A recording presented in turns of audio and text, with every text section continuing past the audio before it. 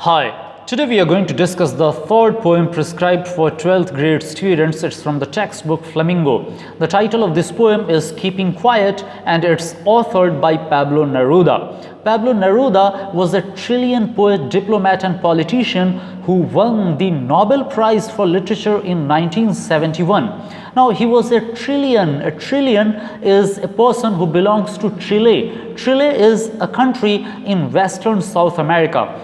Hence, we can say that he was a Western South American poet. Neruda became known as a poet when he was just 13 years of age and wrote in a variety of styles.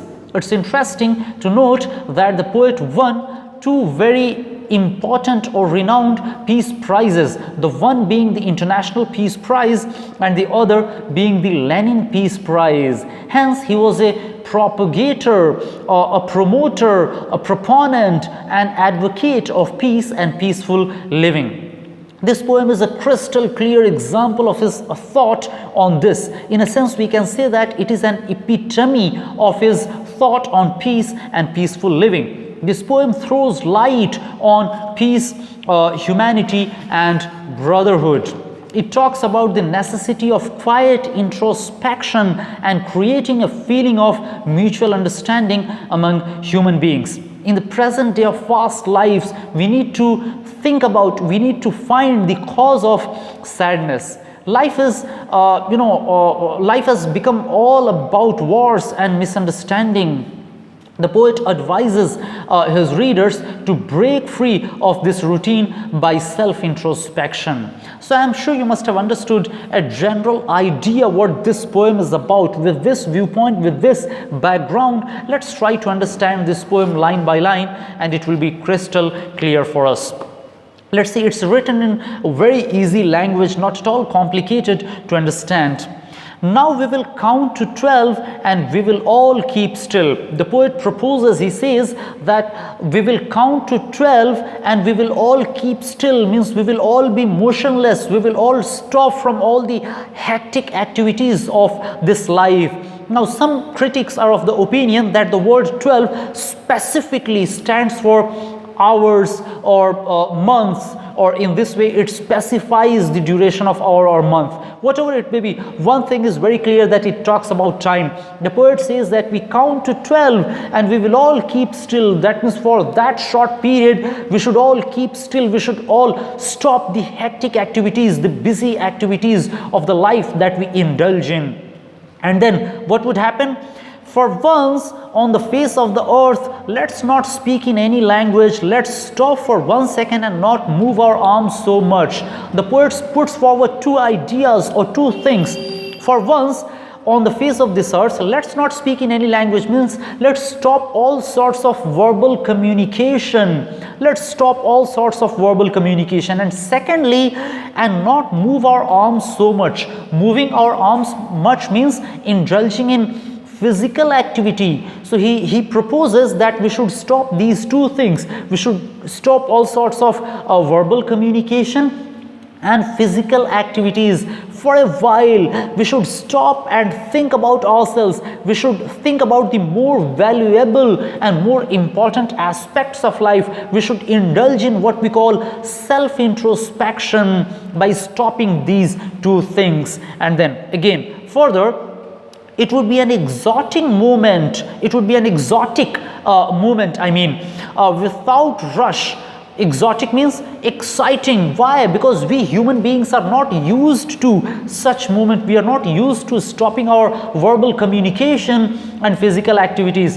Hence, it would be an exotic moment, an exciting moment. There would be no rush. Without rush, without engines, there would be no working of industries, machinery and so on. We would all be together in sudden strangeness.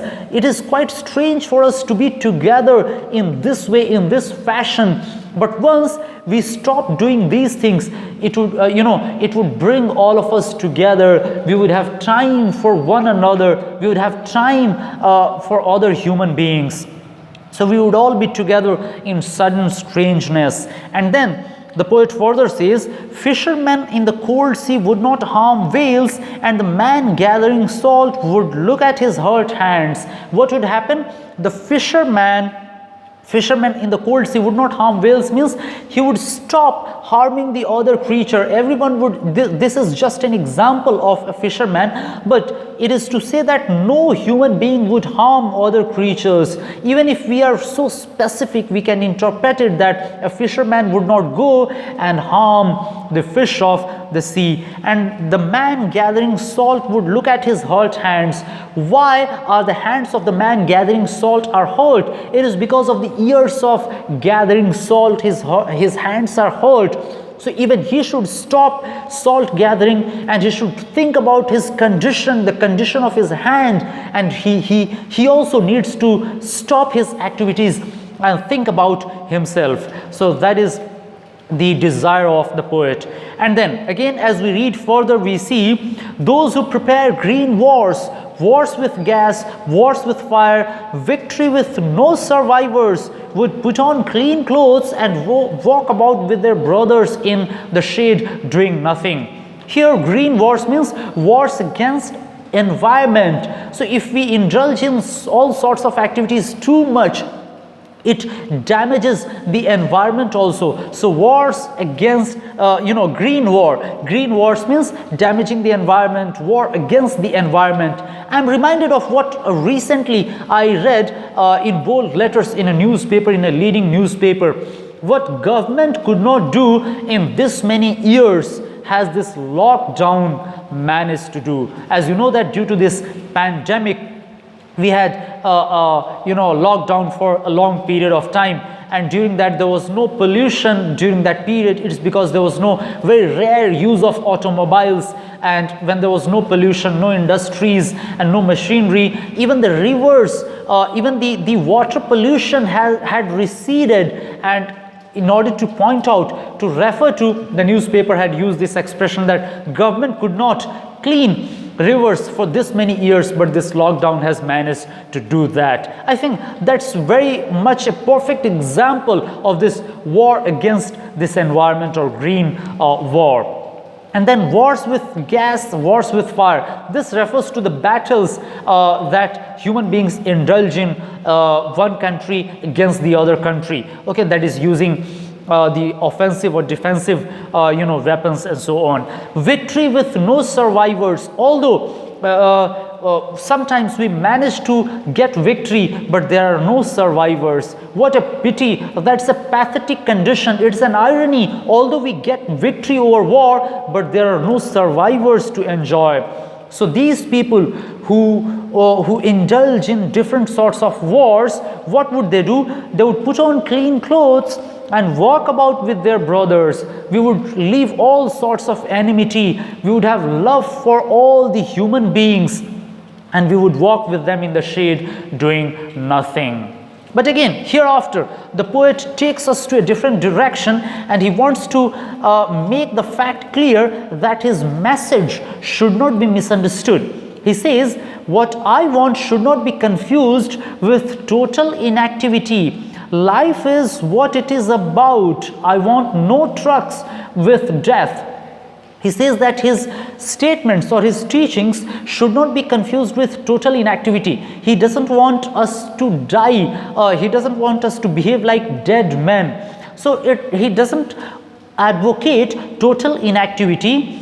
Life is what it is about. That means life should go on as it ought to go on. I want no truck with death. That means I don't want any association with death. And then he says, if we were not so single-minded about keeping our lives moving, and for once could do nothing, perhaps a huge silence might interrupt this sadness of never understanding ourselves and of threatening ourselves with death. He just wants us to stop all sorts of activity only for self-introspection.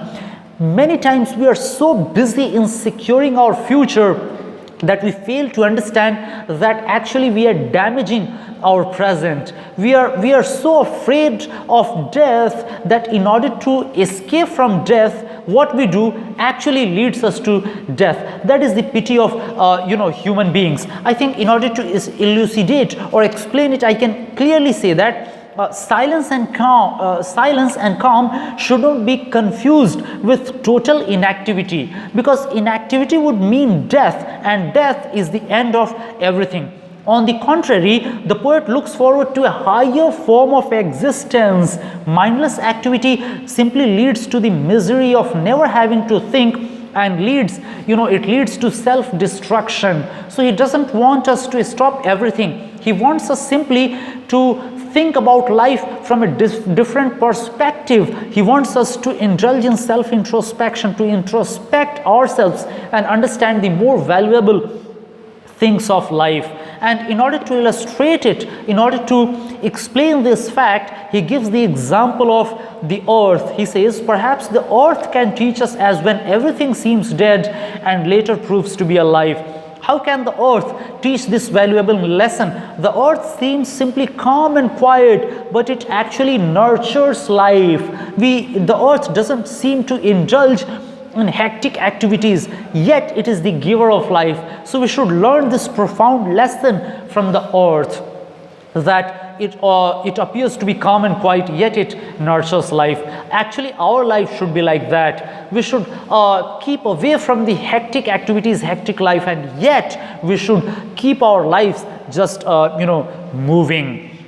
And then in the conclusion, again the poet repeats, now I will count up to 12 and you keep quiet and I will go. The poet proposes that we count up to 12 and then he would go. I'm sure by now you must have understood the message that this poem and this poet wants to convey, that we need to have time for self-introspection. We need to change the course of life, and we need to think about the more valuable things of life. As I read this poem or as I teach this poem, I'm reminded of a beautiful poem that I would not want to read completely, but I just want to quote the initial or the starting lines that are very interesting, in which the poet says, what is this life if full of care? We have no time to stand and stare. We have no time to stand beneath the boughs and stare as long as sheep and cows. No time to see when woods we pass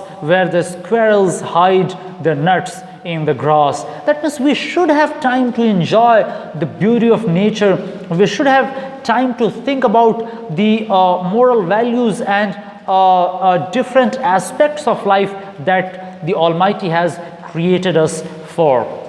If you have any further question from this poem, although this poem is crystal clear and very easy, yet if you have any further questions, feel free to ask me in the comment section. I'll be glad to answer your queries. Thanks for watching, and remember to subscribe to my channel if you have not yet done so, and press the bell icon so that you don't miss any of my future uploads. I upload new videos every Saturdays. Thank you. Thanks for watching. Thank you so much.